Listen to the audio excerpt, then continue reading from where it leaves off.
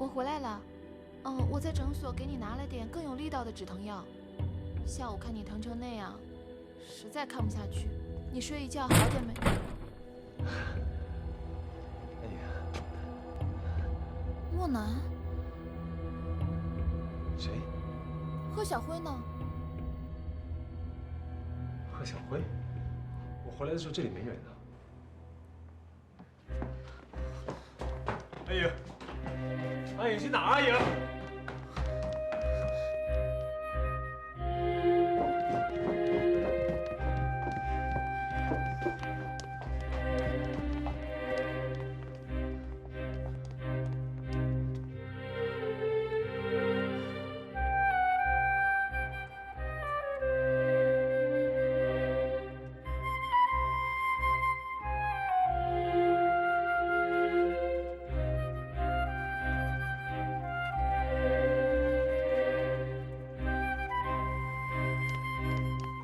请问有没有见过一位先生，中等个子，25、6岁，穿着一件卡其色的外套，咖啡色的裤子，从这里出去？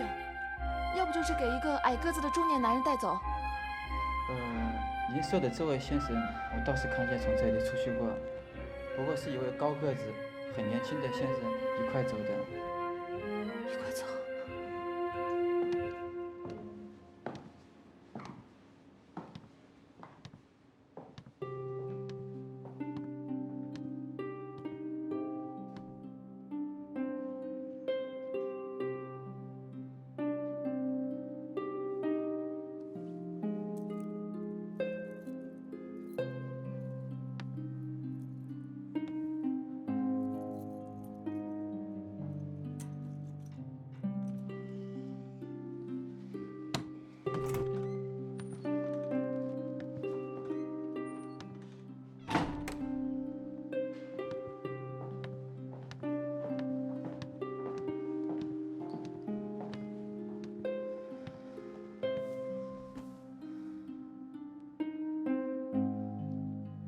贺先生临走没跟你告别？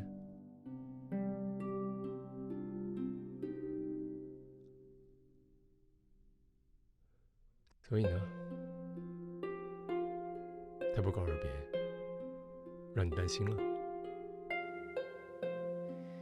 今天季佳明来过，盘问了我半天，又里里外外搜了一遍，还好贺小辉藏起来没给他搜出来，然后我就出去1个多小时。我不知道是贺先生的止疼药，我吃了，效果还不错。我回来了，他人就不见了，我马上想的是季佳明，我怕他会抓他。季佳明抓他干什么？现在是国共合作时期，季佳明有什么理由抓他？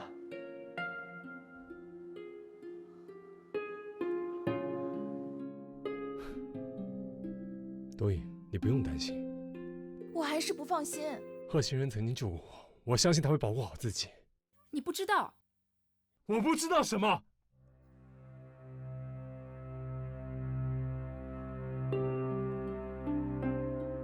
上海沦陷了，是个孤岛，哪怕是法租界，现在都非常危险。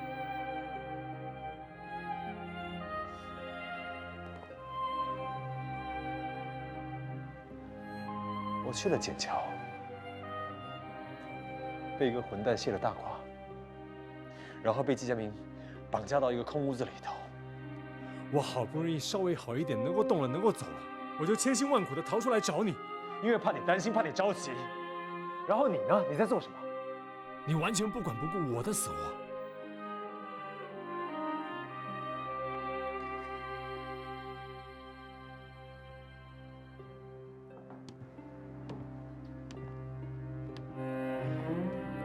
哪里受伤了？你终于发现了是吗？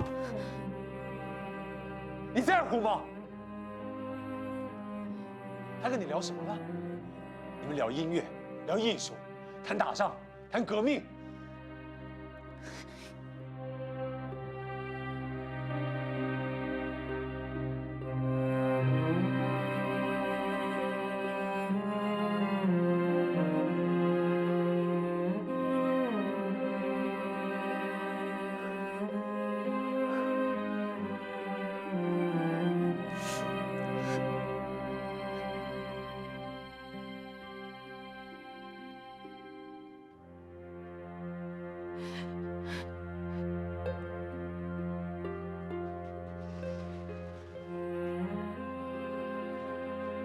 阿莹，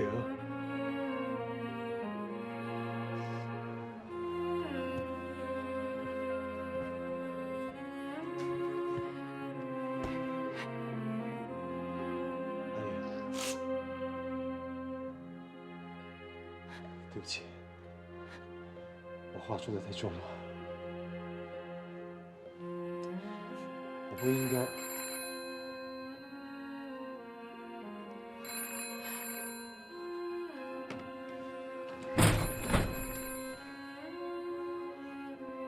李杰，没有人知道我回来上海。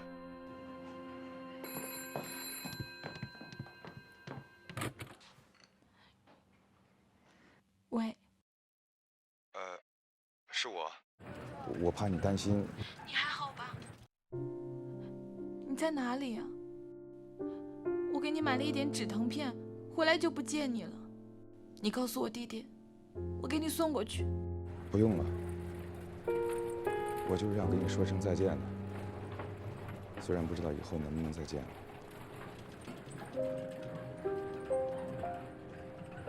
但是我还是要谢谢你的。啊，还有洪先生，谢谢你们对我的帮助。谢谢。你这什么意思啊？以后你到底在哪里？你告诉我，我必须把药送给你。大夫说药不能断的。对不起，我能力说太多了。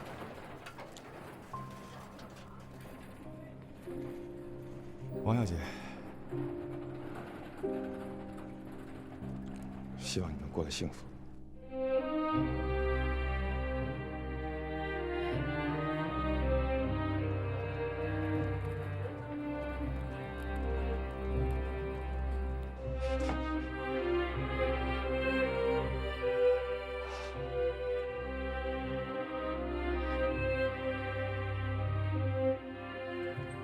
没事，也许战争结束了，我还会回上海的，到时候咱们还会再见面的。所以，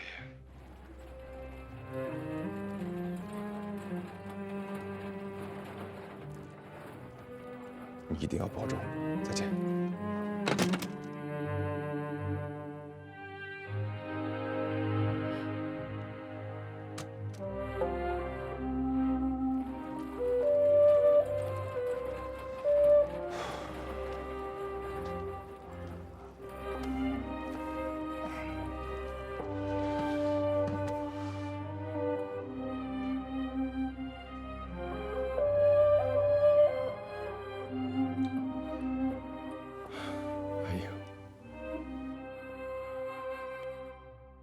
是贺先生带来的吧？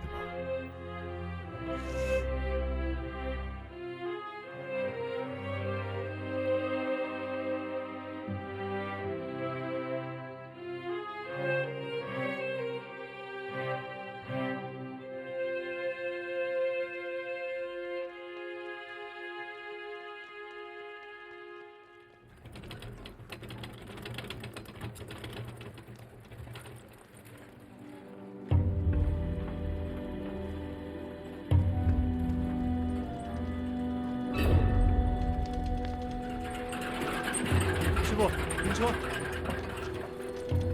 怎么了？我突然想到一件事情，你先回去吧。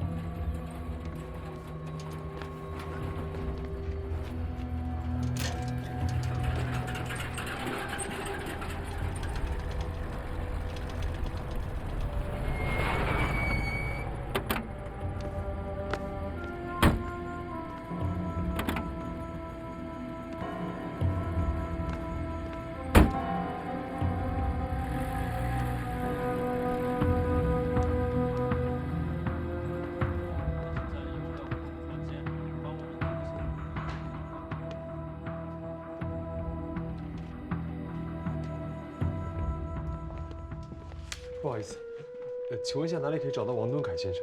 你是说银行的王敦凯先生吗？是的。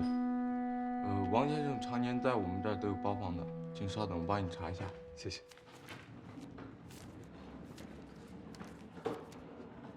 先生，王先生的包厢是8716，那边有电梯间，谢谢你可以从那边。怎么样？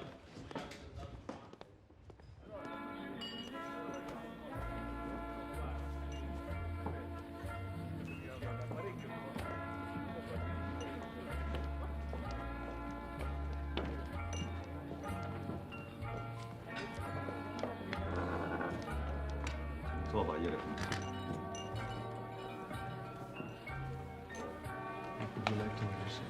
2颗8盎司的牛排，2杯苏打水，各加1杯柠檬。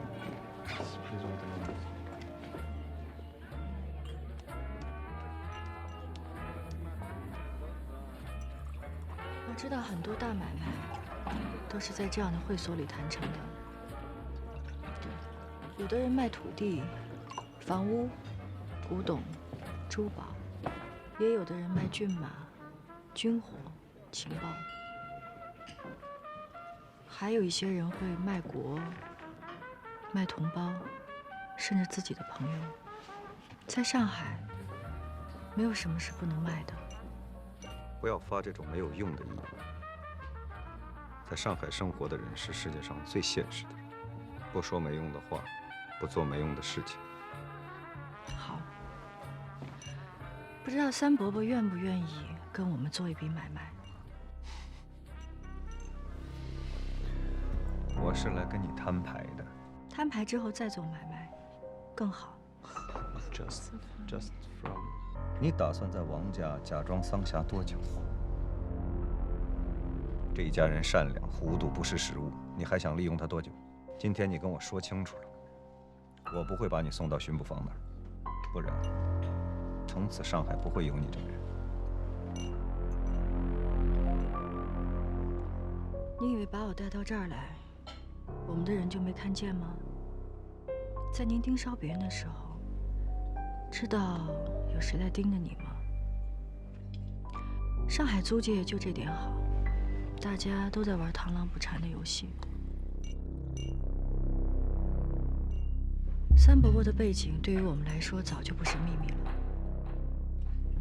否则我怎么敢在身份暴露后，还继续在你眼皮下过日子？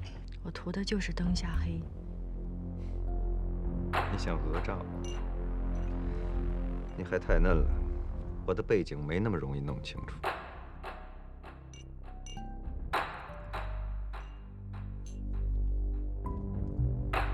目前弄清的这些，已经够我们派用场了。想彻底弄清，是迟早的事。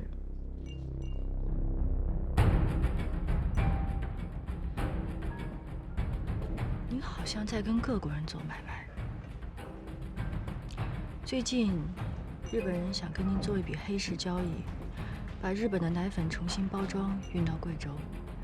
如果他们兑现付款的话，您的赚头应该不小。不过不少日本商人仗着他们有占领军撑腰，欺负中国买方，往往来账。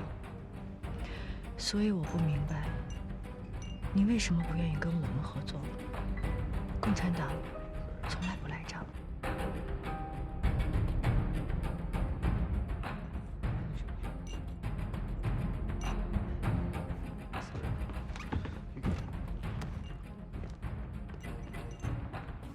哦，范儿，坐这儿等我。哎，这边，请。我说你这个人呐，你是怕我给你分享美人，所以硬把我拉过来？要不，我还以为我认识上海所有的美女，没想到落一个，还落在你这个正人君子上。范儿，你喝多了。这样，账户的事情呢，我们明天再谈，好吗？我上个星期已经把你放的高利贷都收回来了，然后赚的钱呢，一并放到了期货和现货上。交个单呢，我明天给你。那我下半辈子就靠你养活了啊！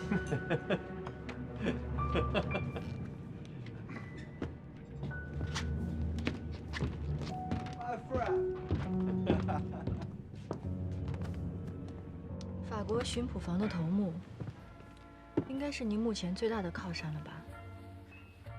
你太小看了。你说吧，为什么答应我不再招惹王慕天了，可还是要带他出去冒险？我答应你是有条件的，可你还没有答应我的条件。你还想利用我？如果您同意了，我出了这个门就马上离开上海。去哪儿？可以告诉你，因为跟你有关。跟我有关？我们想和三伯伯做的生意，就是要您在您的银行里接受一笔海外汇款，是一笔不小的款子。用你的银行和你的关系，眼下最为安全。接着说，我还没听明白意思。我马上要回南洋去，募捐一笔额度很高的款项，将来用于给抗日军队购买药品、培养医护人员。毕竟从海外购买药品成本太高，所以我们想打通长江沿岸药厂的路子，直接购买。可这笔款项如果由我带到中国境内，会很危险，汇到任何一个个人账户上，目标都太大，所以我就想到了三伯伯您。放心，我们会给您一笔丰厚的佣金。太放肆！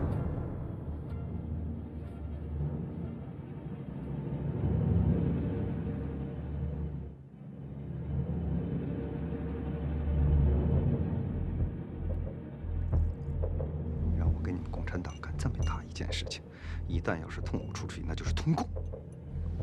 你知道日本人最恨的就是共产党。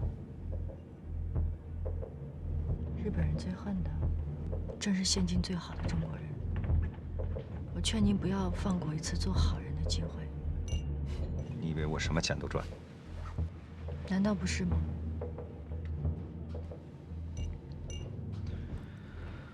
我告诉你，你们赶快把慕天还给他母亲。理由你们自己找，说不想用他了，或者是不信任他，等等都行，只要不让他走上你们这条道路。你们想要多少钱，尽管开口。慕天不会放过任何一个机会做一个好人，他选择的这条道路，我会永远支持他、鼓励他，因为我们是志同道合。你们要不要命我不管，我告诉你，慕天的命是他母亲的，他母亲的命就是我的。慕天的命是他自己的。就是说你铁了心要让他去送命了。我再说一遍，我们共产党人是讲民主的，谁的命运就交由他自己去支配，也包括三伯伯您的。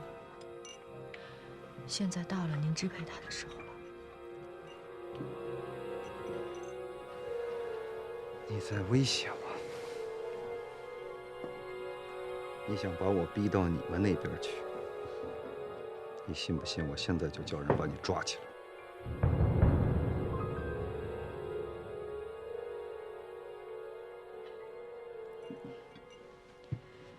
您不会的。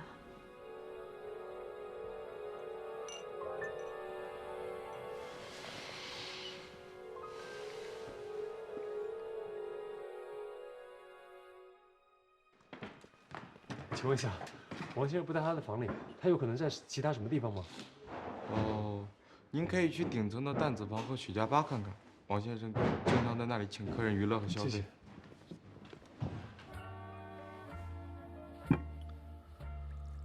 做买卖是吧？我的佣金很贵的。有多贵啊？说来听听。1成，全部善款的1成，把它变成黄金。汇率折损，你们来承担。太高了。嫌太高那就别做了，以后就不要来王家，跟我们不要扯上一点关系。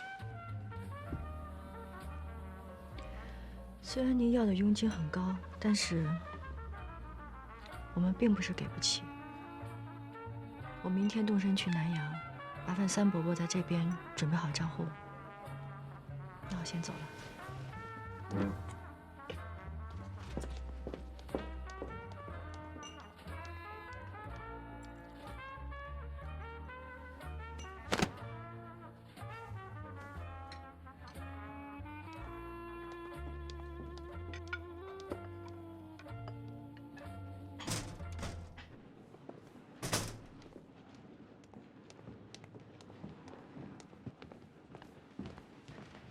你没事吧？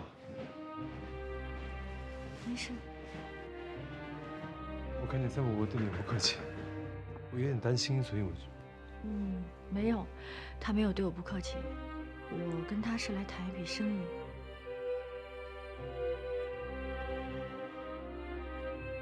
但是你现在住在王家，以你的身份，我还是要提醒你，三伯伯不像他看起来这么和蔼可亲，你还是要注意。我知道了，谢谢你。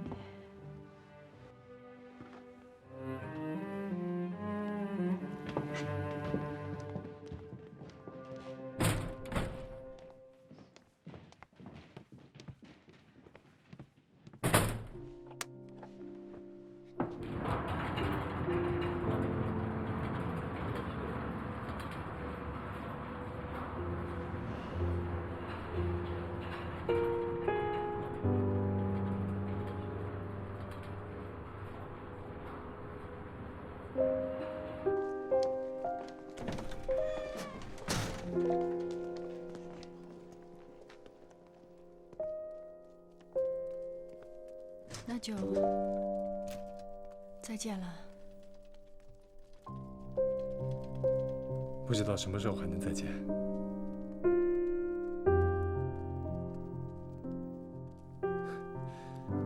你知道西方把一年划分成12个星座，有一种星座叫做双子座，那让我感觉就像双子座的，特别难以捉摸。我从来没有遇见过像你这么特别的女孩子。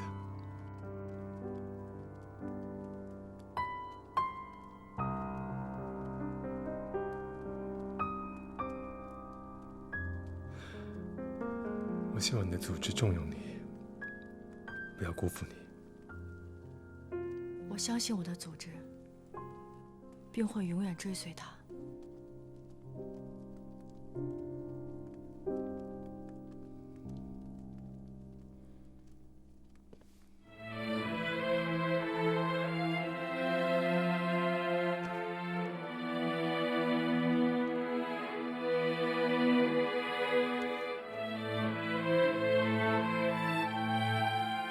好好活着。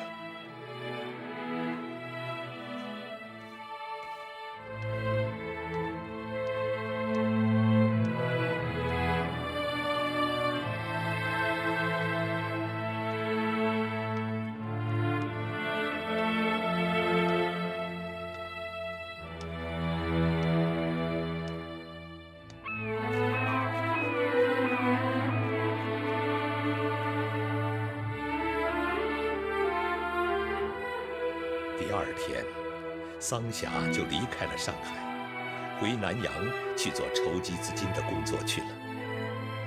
不久后，洪旺南也去了香港，又搭乘美国的飞机翻过喜马拉雅山，奔向他事业的所在地——中央飞机制造厂。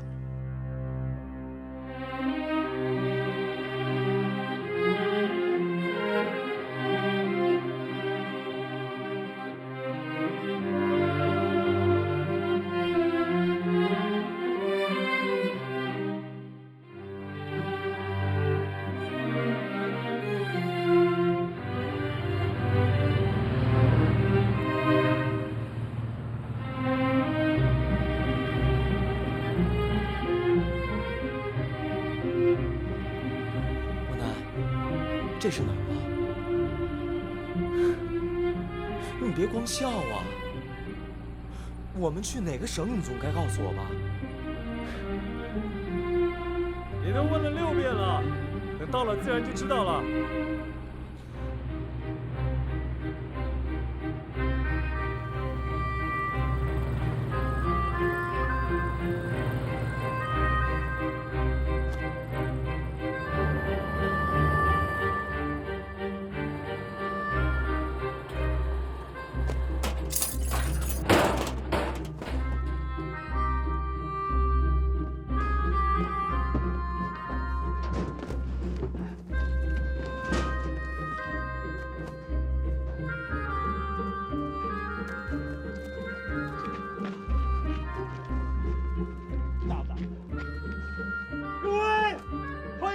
中央飞机制造厂。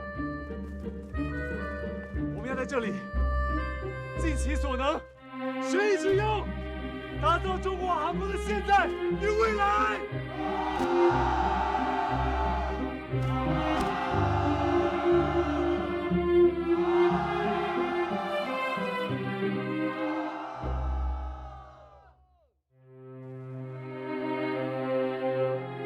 王多影又开始他一成不变的生活，苦闷、寂寞。他挂念着远方的未婚夫，不知他是不是有危险，有没有累瘦了。他想和他一起工作，走出这间沉闷的宅院，去呼吸自由的空气。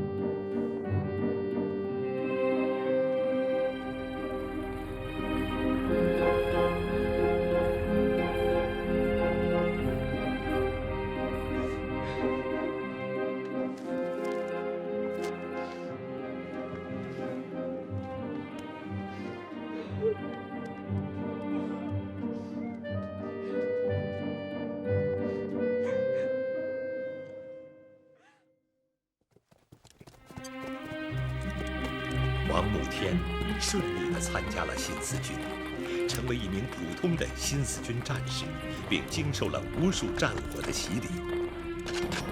有一天，在战火纷飞的战场上，王慕天举起了拳头，大声地说出了庄严的誓言。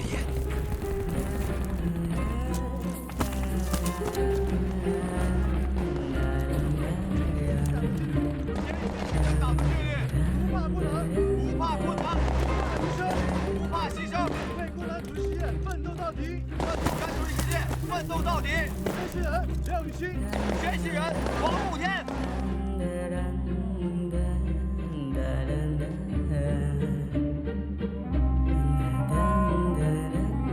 三伯伯帮助了桑霞，也帮助新四军管理了一大笔海外捐助的款项。同时，他还成功地用这笔款项为新四军做了投资。所以，在1939年到1941年这期间，这笔钱及时地填补了新四军一部分药品费用的缺口。你们只能接受我的帮助，别想雇佣我。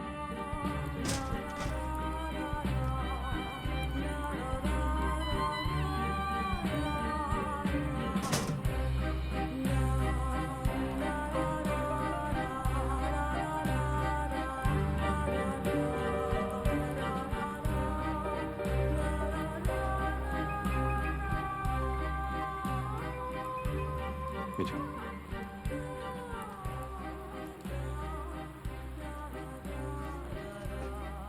等我把南办的事情都办完，我一定风风光光的回去。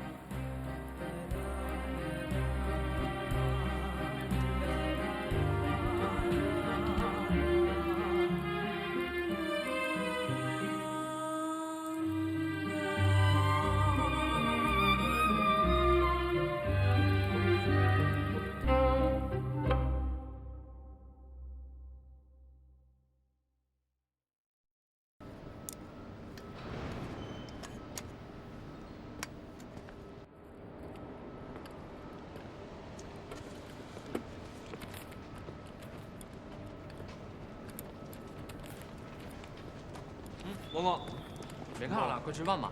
啊，吃饭吃饭。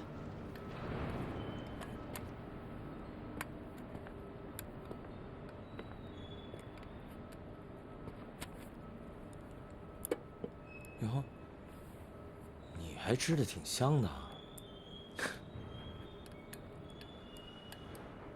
啊，这都1年多了，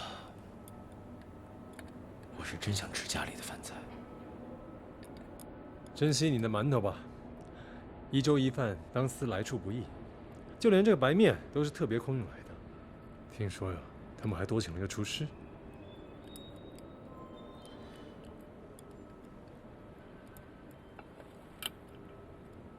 王奶，你想嫁了吗？是，文公和夫人间谍情深，真是让人只羡鸳鸯不羡仙呐。你想老婆了？哎呀，不是，我就是觉得，我这么一走，她一个女人带着2个孩子，寄人篱下的，也不知道她过得怎么样。你放心吧，咱们的家人，上级会妥善照顾的。真的？当然了。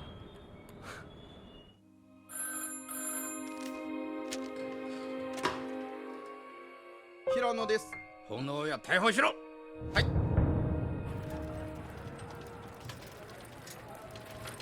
在世界文明史上，所谓的北欧海盗，其实啊，就是古代生活在北欧斯堪的纳维亚半岛上的土著人，也被称作诺曼人。同学们都知道，北欧啊，气候是非常的寒冷，土地呢也非常的贫瘠。他们居住的土地呀，远没有欧洲大陆那么富饶肥美。所以这些诺曼人对那片本来不属于他们的肥美的富饶的欧洲大陆会怎么样呢？觊觎已久啊！由于诺曼人呀善于航海，所以从8世纪开始啊，诺曼的武士就乘船陆续的侵入别人的土地，霸占别人的家园，四处烧杀劫掠，所到之处可谓是哀鸿遍野呀。这就是海盗啊！他们从今天的丹麦、瑞典，沿着海岸线南下，陆续劫掠了英格兰、爱尔兰、法兰西和西班牙。而后，他们穿过直布罗陀海峡，来到地中海，同那里的阿拉伯人拼争。同时，他们又顺着大河东下，进入了俄罗斯和欧洲的腹地。他们这种侵略的行径为世人不耻，他们所到之处的人民被迫不得不交出自己的钱粮以求安生啊！北欧海盗的这些侵略行为，记在了人类的发展史上。换句话说，也被永远钉在了人类的耻辱柱上。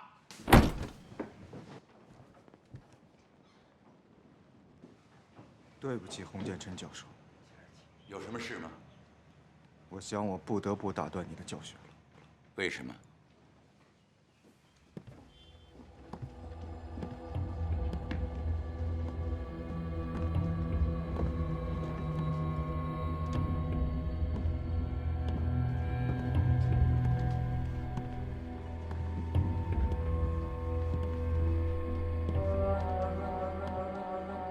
你刚才说中世纪海盗船是什么意思？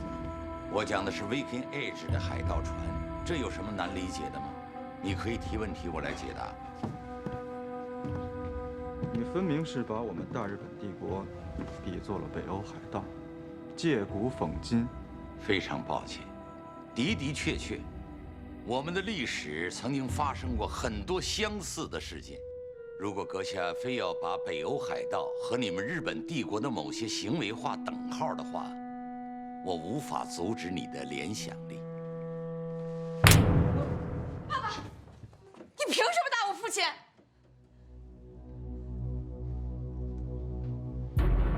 我早就注意你了，听说你还惩罚了那些唱日本国歌的学生，是不是？我怎么惩罚他们了？罚他们阅读岳飞的诗词。岳飞是我们中国宋代的民族英雄，他的诗词不但有英雄的情怀，还具有高贵的气节。我是教艺术史的教授，难道我不应该让我们的学生多读一些这样诗人的作品吗？洪教授，洪教授有什么罪？你凭什么打他？不准骂中国学生，记得人滚出去！滚出去！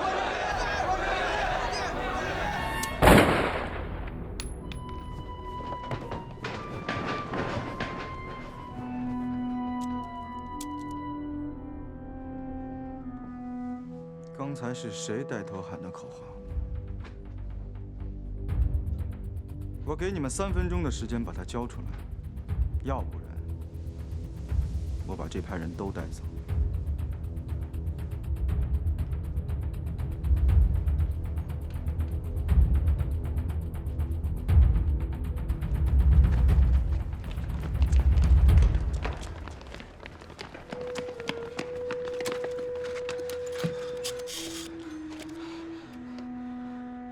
喂，麻烦你帮我接下警察局。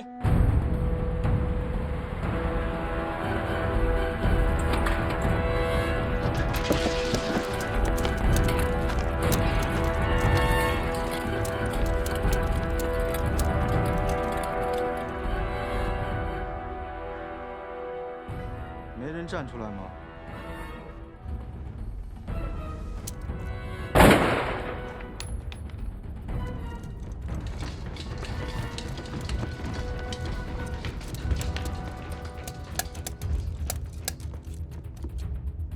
刚才喊的时候非常勇敢，我希望你现在也能够勇敢地站出来，来保护你的同学。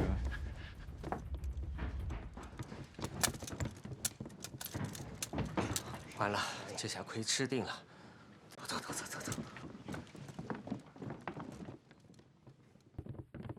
教授，不好了！日本人闯入了我们教室，殴打洪教授，还要带走我们的学生。您快去看一下吧。是啊，洪教授被打得特别惨。混蛋，日本佬！走，我们赶快去看看。哎，这跟学生们没有关系。他们都是你的学生，你应该对他们的声音非常了解。你告诉我，刚才是谁带的头？对不起，我没听见。没听见？我是一个老人，我刚刚承受了不该是一个老人承受的肉体的打击。你觉着我还有正常的听觉吗？我接受你的解释。不过现在，我要你当着你所有学生的面给我唱一首歌，就唱我们大日本帝国的国歌。我是一盲，从来不会唱歌。撒谎！根据我们的情报，你的音乐素养极高，曾经是唱诗班的领唱。那都是年轻时候的事，我早就不信教了。你信什么我不管，但是现在你必须得给我唱。我知道你想说你不会唱，会找人教你，一句一句的教。嗨。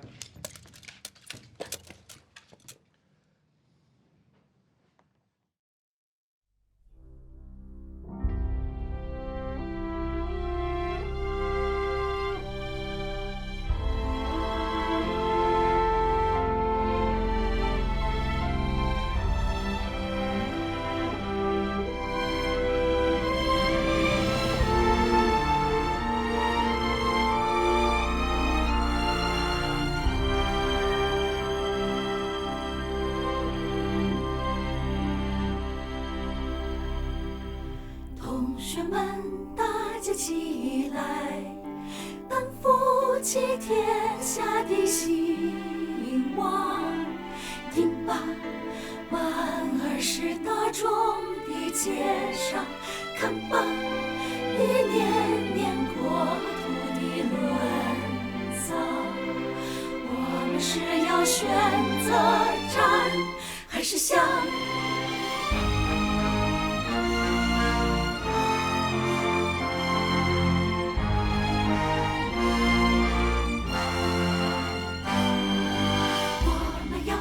主人去拼死在疆场，我们不愿做奴隶而情之上。我们今天是桃李芬芳，明天是社会的动荡。我们今天是宣歌在一方，明天要掀起民族自救的巨浪，巨浪，巨浪，不断的增长。同学们，同学们，同学们，同学们，快拿出力量，担负起天下的兴亡。